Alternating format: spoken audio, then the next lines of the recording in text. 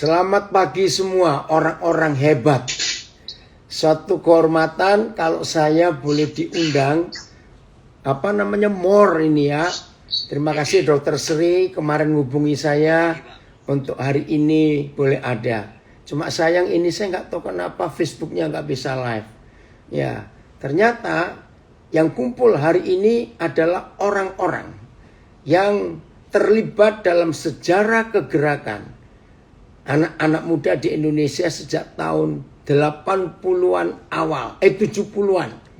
Ya, saya masih ingat di Semarang tahun 70-an itu, 70-an akhir ada namanya Persisko, Persekutuan Siswa-siswi Oikumene. Nah, bagi orang-orang muda yang baru bergabung saat ini, saya harus cerita sedikit apa yang Pak Yakobus katakan tadi. Ya, Oikumene, Persekutuan doa siswa-siswi Oikumene. Saudara, waktu itu nggak tahu siapa yang memulai.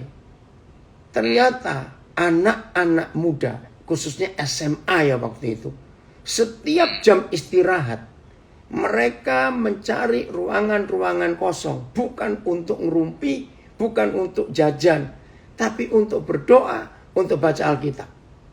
Dan itu luar biasa di Semarang. Nah, disitulah kegerakan awal untuk anak-anak muda di Indonesia. Akhirnya, waktu itu ada dua tempat yang tersedia. Satu, Gereja Pringgading Isa Al-Masih. Lalu kedua, itu rumah pribadi Dokter Gigi Sebaja. Nah, kita masih ingat Ibu Hana Sebaja. Nah, di rumah-rumah itu, wah, ada lawatan Tuhan yang luar biasa. Setiap jam istirahat, paling cuma berapa menit. Mereka kumpul berdoa, selesai. Balik ke sekolah lagi. Nah, lalu ada kegerakan hebat. 7 kakak beradik itu keluarga Sindoro. Yang dijamah oleh Tuhan. Tapi ayahnya keras. Tidak mau anak-anak jadi Kristen. Diusirlah 7 kakak beradik ini. Maka di Semarang masih ada Jalan Kapuran. Nomor 45. Ya. Kalau nggak salah sekarang namanya Kimangun Sarporo. Kok saya tidak salah. Nah, di situ lawatan Tuhan terjadi. Nah, itu sejarah. Lalu muncullah Jambore, muncullah yang namanya Malam Oikumene Bandung, Malam Oikumene Semarang, Malam Oikumene Kudus, Malam Oikumene Pati, dan itu sampai merambah ke Los Angeles, ke San Francisco, ke Toronto. Wih, seru sekali. Nah, jadi yang kumpul hari ini bagi beberapa saudara, istilah saya, kita ini orang prasejarah. Karena ada di dalam kegerakan itu yang luar biasa. Wih, ternyata ada suara saya ini, Billy Artono, yang pernah ketemu di Delft. Iya, ternyata ada Pak Jansen. Enggak, masih ingat. Ya, ada Pak Jansen Manangsang, orang hebat. Iya. Kalau kita ingat Taman Safari, harus ingat Pak Jansen Manangsang. Baik, ya. Kita nggak bicara itu lagi, tapi ayo hari ini history makers, betul, kita ini pembuat sejarah bukan prasejarah ya, maaf cuma intermezzo saja. Baik, kita akan belajar. Saudara, belajar tentang doa. Saya tidak berharap apa yang kita mau sharingkan ini menjadi polemik, apalagi sampai debat, tidak. Tapi izinkan saya untuk mengatakan apa yang tertulis di Alkitab. Ya, selama ini doa 90 sekian persen hidup doa anak-anak Tuhan, murid-murid Tuhan Yesus itu sangat dipengaruhi oleh doa di dalam agama-agama. Nah, beda saudara. Ternyata doa di dalam semua agama dengan doa yang Tuhan Yesus ajarkan kepada kita itu beda jauh. Bahkan total 180 derajat beda. Maafkan saya. Doa yang tertulis di Alkitab itu isinya diskusi, bersekutu, tanya jawab dengan Bapa di sorga. Nah, doa dari semua agama itu isinya cuma 3. Ya, tolong dicatat. Doa dalam semua agama isinya cuma 3. Lapor, minta, nyuruh, nyuruh, lapor, minta. Nggak ada bersekutu. Nggak ada diskusi. Nggak ada tanya jawab. Nggak ada. Karena cuma nyuruh, lapor, minta, minta, lapor, nyuruh. Kenapa? Dalam agama-agama ada unsur 3 itu soal doa. Ada 2 alasan. 1, Tuhan itu maha kuasa. Manusia ini tidak berdaya. Jadi wajar kalau kita berdoa minta tolong Tuhan. Sembuhkan, berkati, buka jalan semuanya. Nah yang kedua, di dalam semua agama itu pasti ada perintah untuk memberi sesuatu. Orang Jawa pasti ingat kata sesaji. Ya, ada sesuatu yang harus dibawa kepada Tuhan. Nah, saudara, karena umat beragama sudah merasa memberi sesuatu kepada Tuhannya, maaf, maka muncul ide, dan itu wajar. Aku sudah memberi Tuhan loh, maka Tuhan wajib menolong aku. Makin banyak yang diberi kepada Tuhan, nah ini jahatnya. Makin banyak umat beragama itu merasa sudah memberi banyak kepada Tuhan, maka orang itu berhak menuntut Tuhan harus lebih banyak menjawab doaku. Nah ini rusaknya konsep doa setelah kita menjadi anak-anak Bapa di surga dan menjadi murid-murid Tuhan Yesus. Coba saudara buka Kejadian 18 ayat 16. Saya minta saudara baca judulnya. Apa itu judulnya? Ya, Kejadian. Nah, doa syafaat Abraham untuk Sodom. Itu judulnya. Padahal sampai selesai perikop itu tidak ada satupun kata doa yang disampaikan Abraham kepada Tuhan. Serius.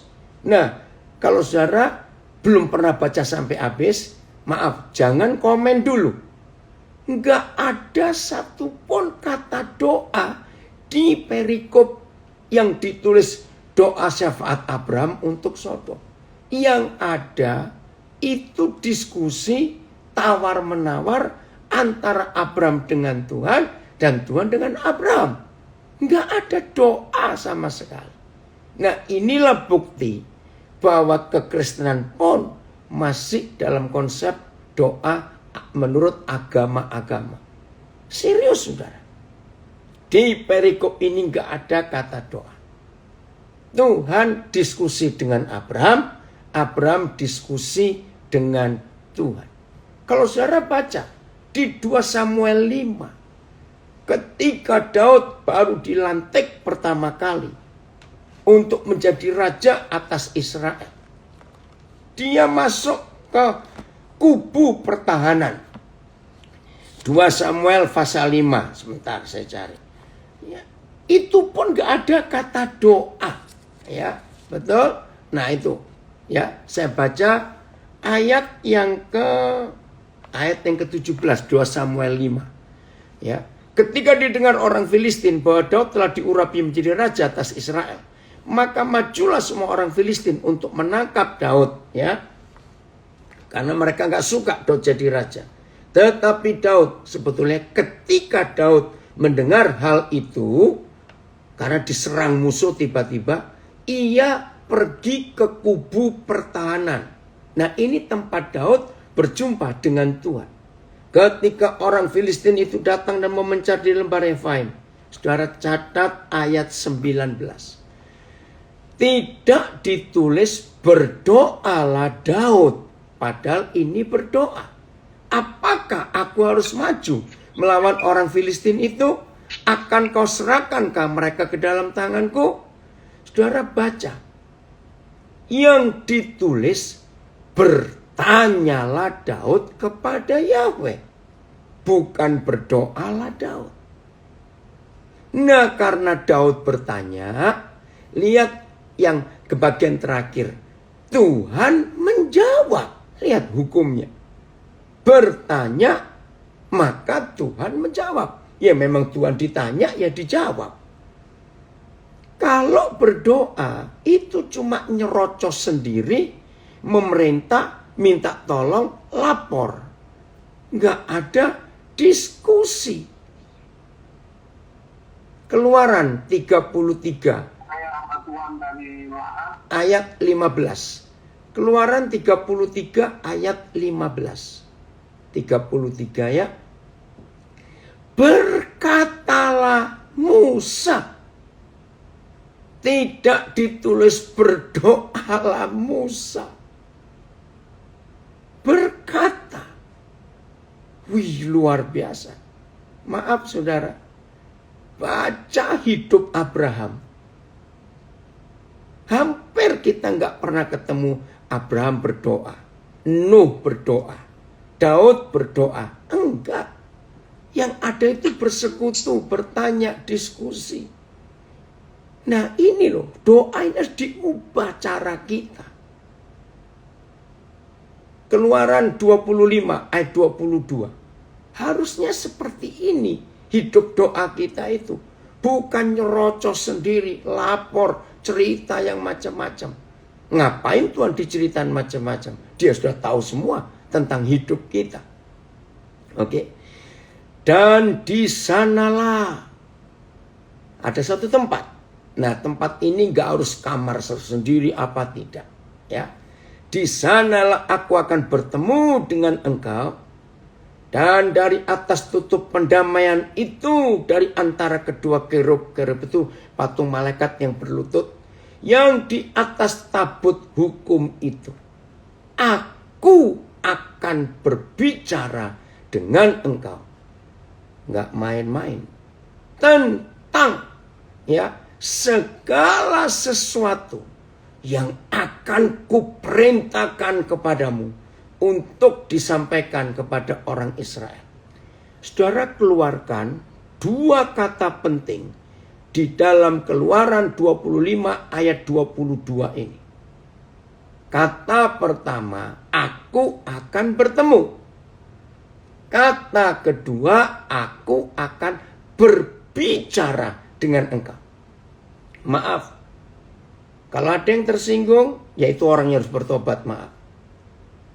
Jadi menurut Keluaran 25 ayat 22, sewajibnya, seharusnya, siapapun yang sedang ditemui Tuhan di dalam doa, saya harus tekankan ini, siapapun yang ditemui Tuhan ketika berdoa, dengar firman ini, maka Tuhan pun harus berbicara kepada anak-anaknya yang dia temui di dalam doa itu. Kalau saudara rajin berdoa, tapi Tuhan tidak pernah berbicara kepada saudara, itu doa dalam agama. Lihat ayat ini.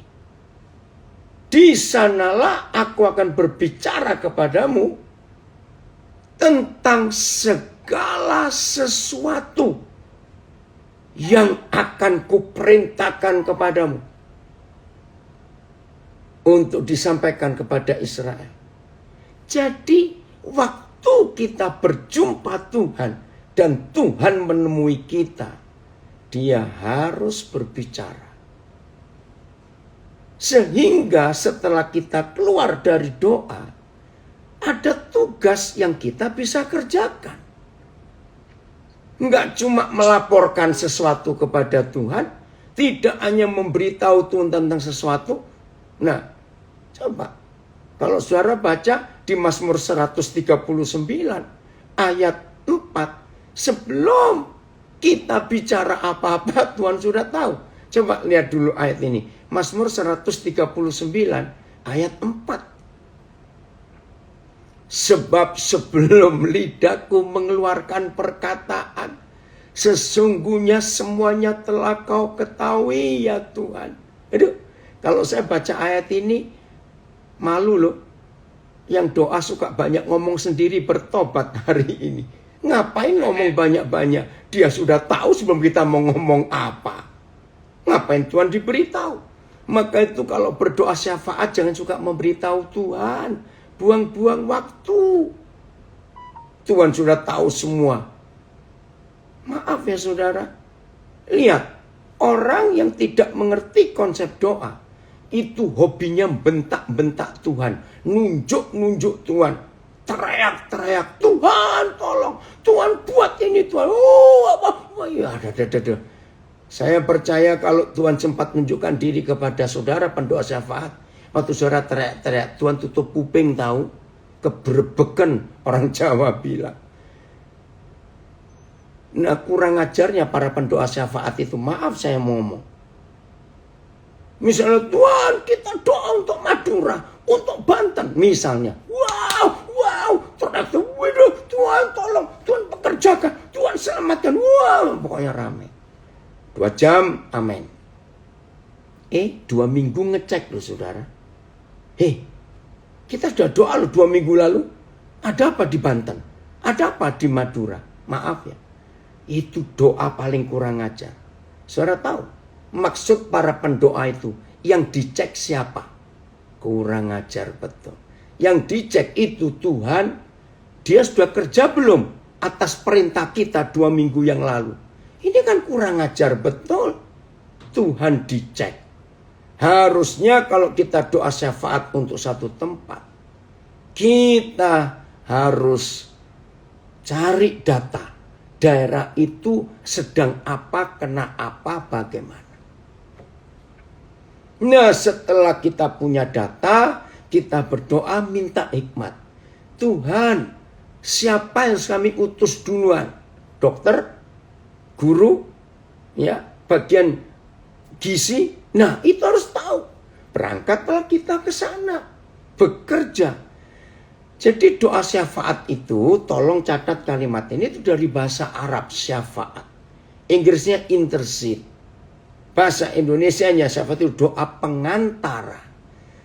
Seharusnya begini yang kata doa syafaat. Tuhan kerjasama dengan kita, kita kerjasama dengan Tuhan. Itu doa syafaat. Jadi nggak cuma main perintah saja. Contoh lagi. Tuhan selamatkan Indonesia. Selamatkan tetangga saya. Tuhan selamatkan. Tuhan itu ngeluh. Pusing mendengar doa kita seperti itu. Bayangkan 2000 tahun yang lalu dia memerintah kita. Pergilah ke seluruh dunia. Beritakan Injil itu. Selamatkan mereka. Nah yang merintah mau balik lagi. Ternyata yang diperintah memerintah yang merintah. Tuhan nyuruh kita pergi selamatkan, kita nyuruh Tuhan pergi selamatkan. Lah kalau dua partai ini suruh-suruhan, sing budal sopo goblok, yang berangkat lalu siapa? Kalau cuma main perintah, Tuhan perintah kita, kita perintah Tuhan. Bahkan gilanya para gereja ini, maaf, lebih dari 2 kali saya pergi ke satu gereja. Nah, kebetulan saya datang lebih pagi. Saya tuh masuk gereja itu, saya tuh ada apa ya? Ada beberapa orang ngelilingi kursi-kursi bangku-bangku gereja yang kosong. Saya pikir mereka lagi bersihin. Terus kok nggak bersihin? Ya ampun saya kaget. Begini perintah gembalanya. Tumpang tangan untuk kursi-kursi yang kosong. Tuhan kirim jiwa-jiwa Tuhan. Saya orang Surabaya, saya tak pisuin dasmu kono. Kursi kosong minta Tuhan suruh cari jiwa.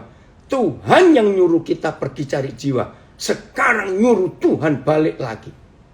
Ya enggak mungkin kursi kosong. Tuhan yang suruh cari jiwa. Dia perintah kita kok. Amin. Saudara bertobatlah. Stop. Amin. Apalagi yang kaya-kaya. Yang sudah memberi banyak uang untuk gereja. Bertobat, engkau jadi bos memerintah Tuhan. Karena mentang-mentang saudara sudah beri banyak untuk pekerjaan Tuhan. Maafkan saya berkata ini. Ingat, doa syafaat itu kerjasama dengan Tuhan. Dan Tuhan sama-sama kerja dengan kita. Saya beri contoh satu lagi. Berapa banyak para pendoa salah menggunakan ayat ini. Ya, cari ayatnya sendiri. Jenis ini tidak bisa diusir selain dengan doa dan puasa. Ya, coba nanti saudara cari ayatnya. Nah, lalu gereja-gereja mentah-mentah menggunakan ayat itu sebelum kita pergi pelayanan, pergi penginjilan, pergi ngusir setan, pergi doa keliling, ya. Jenis ini tidak dapat diusir kecuali dengan berdoa dan berpuasa. Nah, ini disalahgunakan. Ayo kita puasa 3 hari, saudara. Wah, kuat. Dalam 3 hari itu, wah, teriak-teriak.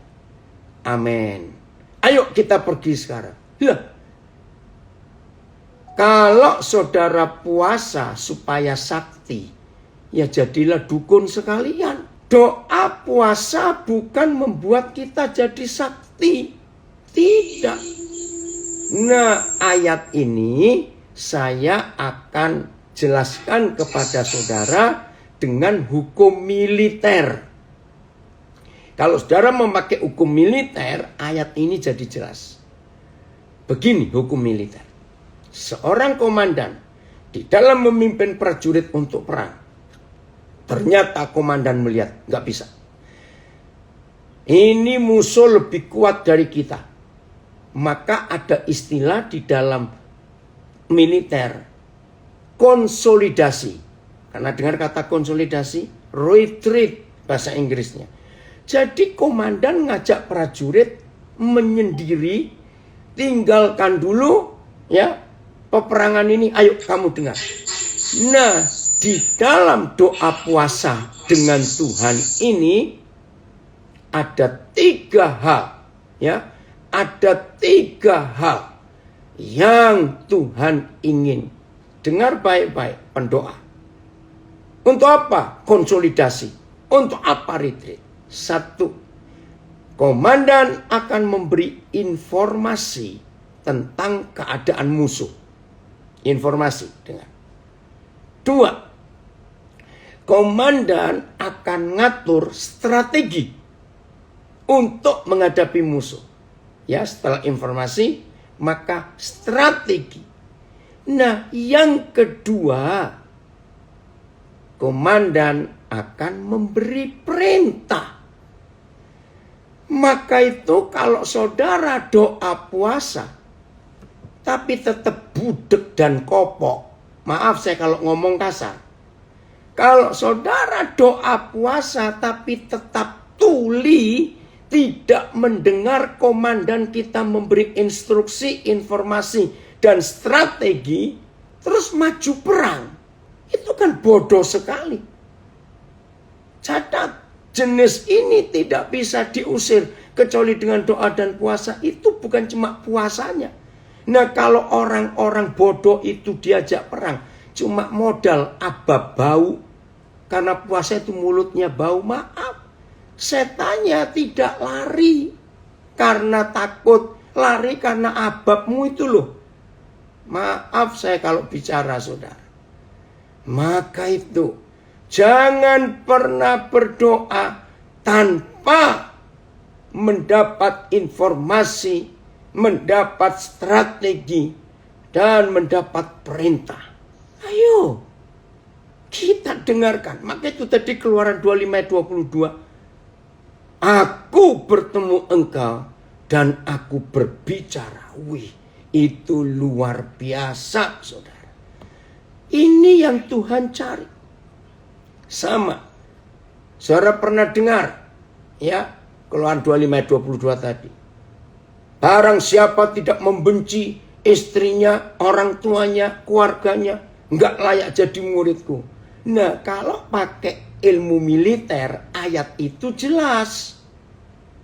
Karena seorang prajurit hanya boleh ada 2 kata yang diucapkan kepada komandannya. Siap, laksanakan. Dengar juga saudara perkataan, Tuhan aku mau ikut engkau, tapi izinkan aku mengubur ayahku dulu. Kenapa Tuhan Yesus jawab, yang mati biar ngubur orang mati. Nah, bagi prajurit, ketika komandan memerintah, tidak ada bilang, siap laksanakan komandan, tapi istri saya sedang melahirkan. Siap laksanakan komandan, tapi anak saya sakit. Ngerti enggak? Jadi mulai hari ini kalau saudara ingin tahu hati Yesus, mempelajari firman Tuhan, bersikaplah sebagai prajurit dan dia jenderal. Seorang prajurit tidak boleh lebih mengutamakan keluarganya daripada perintah komandan. Ini yang kita harus tahu. Kalau saudara ingat kisah Lukas 7 ayat 1 sampai 10, nggak usah dibaca. Kisah jenderal di Kapernaum yang luar biasa. Betul? Nah, jenderal ini menggunakan sistem militer yang berlaku sampai hari ini. Kenapa dia melarang Tuhan Yesus datang ke rumahnya? Karena dia itu prajurit terhadap kaisar di Roma. Tapi dia juga komandan. Karena dia punya prajurit. Maka itu lihat perkataannya. Cukup katakan satu kata saja. Maka penyakit ini lenyap, budakku ini sembuh. Nah, pertanyaannya. Jauh sebelum Yesus menjadi Tuhan. Karena kalau kita lihat proses Tuhan Yesus menjadi Tuhan. Waduh, masih lama. Dari waktu prajurit itu ngomong sesuatu. Dia doa dulu di Getsemani. Dia dikhianati Yudas dulu. Dia ditangkap. Dia diadili yang tidak adil. Dia disiksa di hadapan imam besar Kayafas. Di hadapan Pilatus. Disiksa. Naik mikul salib. Naik ke Golgota. Mati. Dikuburkan. Bangkit. Ya, naik ke surga. Roh Kudus dicurahkan. Nah, itu baru jadi Tuhan. Saudara. Nah, ketika peristiwa perwira Kapernaum itu masih jauh. Tapi perwira itu sudah menempatkan Yesus sebagai Tuhan. Maka itu kalau kita berdoa, catat, saudara dan saya harus memposisikan Yesus itu Tuhan. Bukan kita yang bos. Lalu main perintah kepada Tuhan. Mikir. 1 Yohanes 5:14. Ayo kita baca ayat ini. Jadi kalau saudara ingin menghidupi firman Tuhan Yesus, tempatkan diri kita sebagai prajurit, dia jenderal. Dah, gitu saja. Ini hukum yang paling mudah kita untuk belajar. Ya. 1 Yohanes 5:14. Dan inilah keberanian percaya kita kepadanya. Apa modal kita berani? Yaitu bahwa ia mengabulkan doa kita. Ia mengabulkan doa kita. Ada syarat. Jikalau. Jadi kata jikalau ini kuncinya. Kita meminta sesuatu kepadanya menurut kehendaknya. Ayo mikir. Menurut 1 Yohanes 5:14. Saudara dan saya tidak boleh nyerocos dulu di dalam doa. Tapi cari dulu kehendaknya apa. Baru kita berdoa. Ketemu orang sakit. Jangan langsung tumpang tangan tengking dalam nama Yesus. Jangan. Cari kehendaknya. Papa, kenapa saudaraku ini sakit? Contoh. Ayo saudara kita doakan. Keluarga si A mau cerai. Langsung nyerotos. Dalam nama Yesus. Roh perceraian aku hancurkan. Tuhan tolong Tuhan. Supaya saudaraku ini gak cerai. Nah Tuhan kan pusing. Dari dulu aku gak suka orang cerai. Sekarang kamu beritahu aku. Supaya jangan cerai. Nah, kalau kita ketemu orang mau cerai, orang sakit, bacakan firman Tuhan. Syarat-syarat pernikahan itu seperti apa? Suami itu bagaimana, istri bagaimana? Suruh koreksi. Mana yang kalian langgar? Baru kita doakan. Jangan cuma nyuruh-nyuruh Tuhan, nggak mau cerai. Bagian terakhir, karena sudah waktunya sebentar lagi cari duit semuanya. Lukas 11 ayat 9.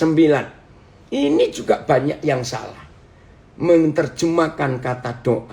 Lukas 11 ayat 9. Ini bagian terakhir. Ayo, hafal tuh ayat ini. Kalau nggak hafal pura-pura. Para pendoa pasti hafal ayat ini. Ya, mintalah, maka akan diberikan kepadamu. Carilah, maka kamu akan mendapat. Ketoklah, maka pintu akan dibukakan bagimu. Betul? Nah, saudara lupa. Lihat kalimat pertama. Saya minta para pendoa yang masih belum mau bertobat, baca kalimat pertama. Oleh karena itu, mengapa kita nggak pernah mencari sebuah alasan yang Tuhan Yesus katakan untuk kita punya hak untuk minta, punya hak untuk cari, punya hak untuk ketok pintu surga. Kita nggak pernah teliti oleh karena apa saudara dan saya diberikan hak itu. Oleh karena itu aku berkata kepadamu,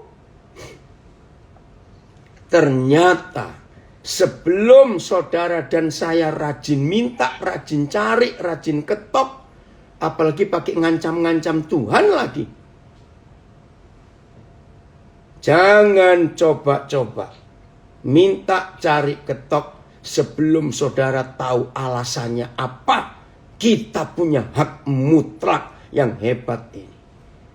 Karena waktu, baca mulai ayat 5. Nah, ayat 5, 6, 7, 8. Itulah alasannya. Ya, ayat 5. Pada verse tolong ayat 5. Oke.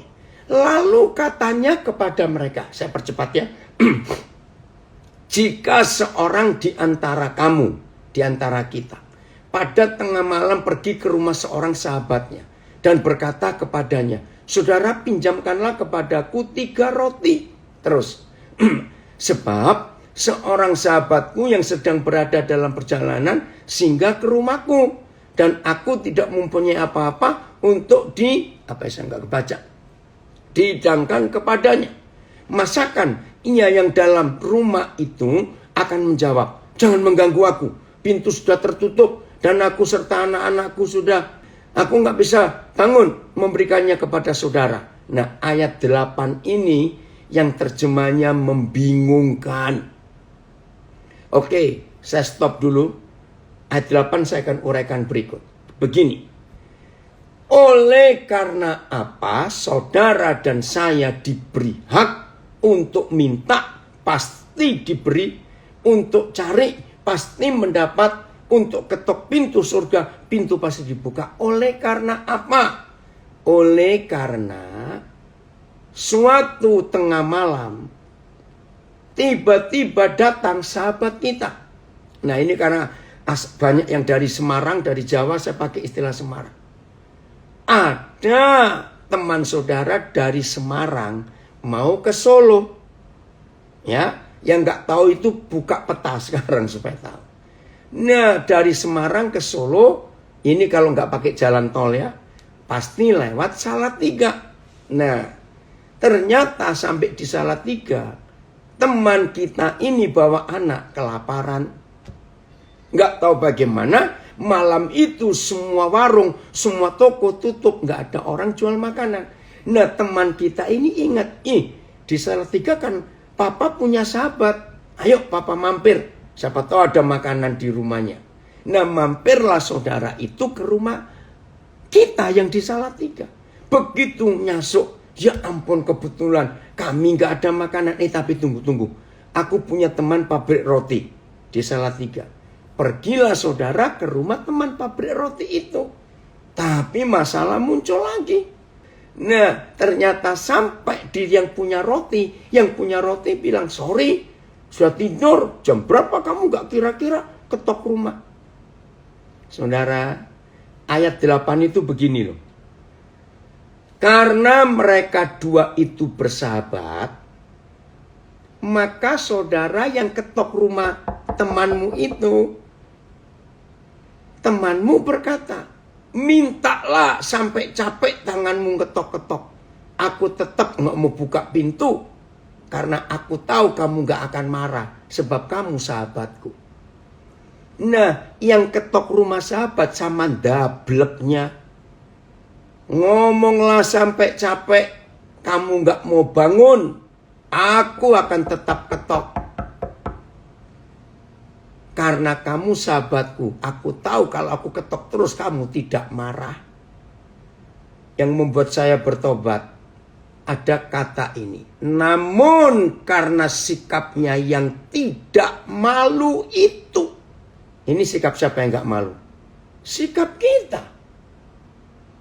Maka ia akan bangun juga dan memberikannya kepadanya apa yang diperlukannya.